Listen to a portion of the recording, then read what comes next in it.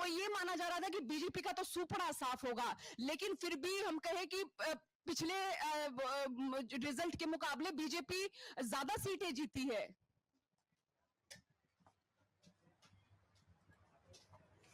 अब ये अनबिलीवेबल है, मेरी समझ में नहीं आ रहा, इसलिए मैं कोई टिप्पणी नहीं करूंगा। रहे जो तमाम सर्वेज रहे वो साइलेंट वोटरों तक नहीं पहुंचे, जो लोग लगातार प्रतिक्रियाएं दे रहे थे, उन्हीं को देखकर यह माना गया कि लहर है, सुनामी है।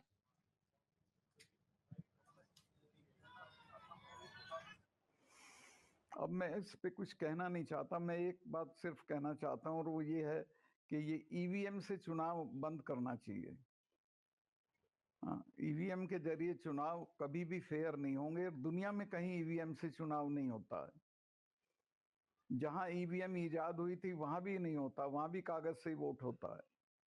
हम ऐसा मान सकते हैं, इससे क्या आप देख रहे हैं कि इसके बाद क्या परिवर्तन होगा, अब क्या जो है वो नया हो सकता है, या फिर ये अच्छा है बुरा है, ये इसे अब क्या रिएक्शन आपका इस पर?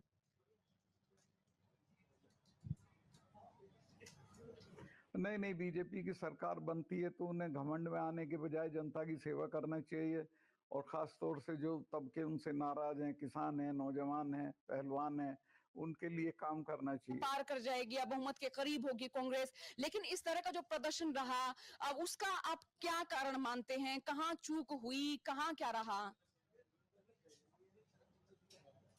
एक कांग्रेस को मैं एक बात कहूंगा, बीजेपी 24 आवर्स पॉलिटिक्स करती है, कांग्रेसी बहुत आराम तलब लोग हैं, बिल्कुल आराम से राजनीति करते हैं, उनको राजनीति थोड़ा सीरियसली करनी चाहिए। उसका कोई खास आधार नहीं रहा, या कोई खास वो परफॉर्म नहीं कर पाए। राहुल गांधी आते हैं, प्रियंका गांधी आते हैं, उनका भी मैजिक नहीं चल पाता है। नहीं, उनका तो काफी दूर तक चलता है और वो एक्टिव भी होते हैं, पर नीचे कोई एक्टिव नहीं होता कांग्रेस में।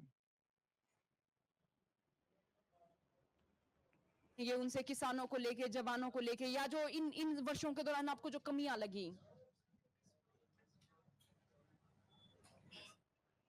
देखिए, बीजेपी की सरकार को इमीडिएटली एमएसपी लागू करना चाहिए, और जो जैसे राजस्थान में किसानों को पानी का मुद्दा है उसको हल करना चाहिए, जो नहरों से उनको हिस्सा मिलना चाहिए वो पानी नहीं मिल रहा है वो करना चाहिए, इसके अलावा नौजवानों के लिए कुछ करना चाहिए, मतलब काम से बोलना चाहिए। क्या सलाह आप देना चाहेंगे जो इस तरह का प्रदर्शन कांग्रेस का भी रहा?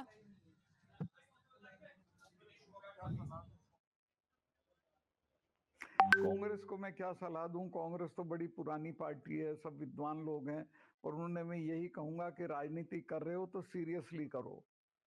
के बाद कुमारी चले जाती हैं, 14-15 दिन बाद वो प्रचार प्रसार करती हैं, तो क्या इस तरह की चीजें, गुटबाजी, खेमेबाजी, ये ले बैठी कांग्रेस को?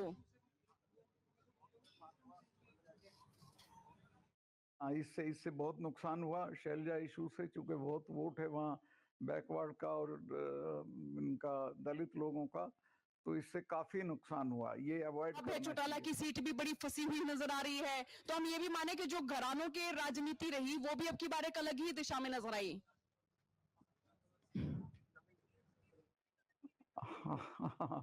ये वो भी चलेगी नहीं, घरानों की राजनीति नहीं चलेगी देश में।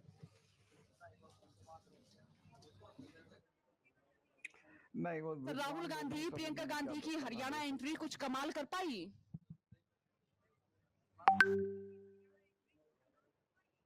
नहीं, उन जितना वो कर सकते थे उन्होंने किया और उसका असर भी हुआ।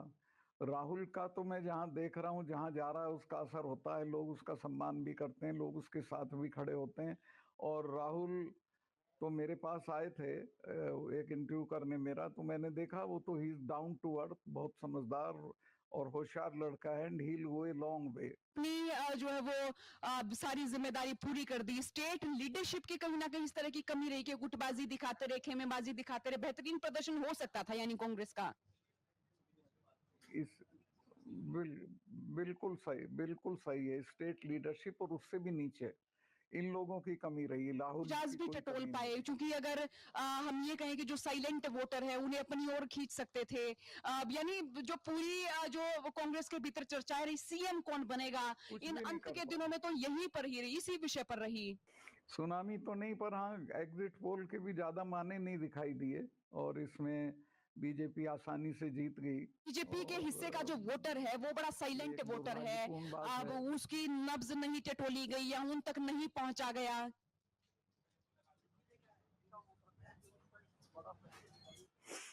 नहीं, बीजेपी का वोटर नहीं, मुझे लगता है इसमें बड़ा फैक्टर दलित वोटर का, बैकवर्ड वोटर का है।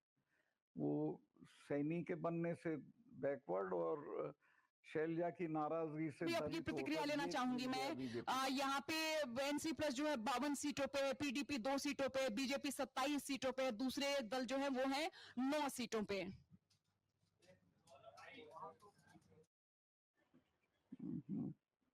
वहां तो ये एनसी और कांग्रेस का जो गठबंधन है उनकी सरकार बन जाएगी। है? हाँ, नहीं नहीं, वो ठीक है, स्टेट के लिए भी अच्छा है। एक तो फारूक अब्दुल्ला नेशनलिस्ट हैं, उनका बेटा भी नेशनलिस्ट है, उसमें कोई दूसरी तरह के ट्रेड्स नहीं है। और फिर सर, कांग्रेस के हरियाणा में साथ बीजेपी मिलके की सरकार वायदी- बनती है, तो इसका आप क्या बुरा असर मानते हैं, क्या इसकी भली बात मानते हैं, यानी भलाई बुराई में आप क्या कहेंगे? नहीं नहीं, भलाई बुराई में मुझे कुछ नहीं कहना चाहिए। जो जनता करती है वो ठीक ही करती है। मौत से तुम कहते तो थे जनता कभी मेरे गलती साथ नहीं आपने करती। अपनी प्रतिक्रिया दी, बहुत बहुत शुक्रिया सर आपका। एक प्रश्न और सर, विनेश फोगाट की जीत हो गई है, अब इसे हम ये माने कि कांग्रेस के लिहाज से भी बड़ी जरूरी जीत मानी जा रही थी, सूबे के लिहाज से भी, और यहाँ पे बेटी बचाओ बेटी पढ़ाओ के लिहाज से भी बड़ी जीत मानी जा रही थी, तो इस जीत का क्या इम्पैक्ट आप मानते कांग्रेस पे पड़ेगा? इसका इसका बहुत बहुत इम्पैक्ट होगा। इससे पहलवानों का, खिलाड़ियों का हौसला बढ़ेगा और बच्चियों का हौसला बढ़ेगा।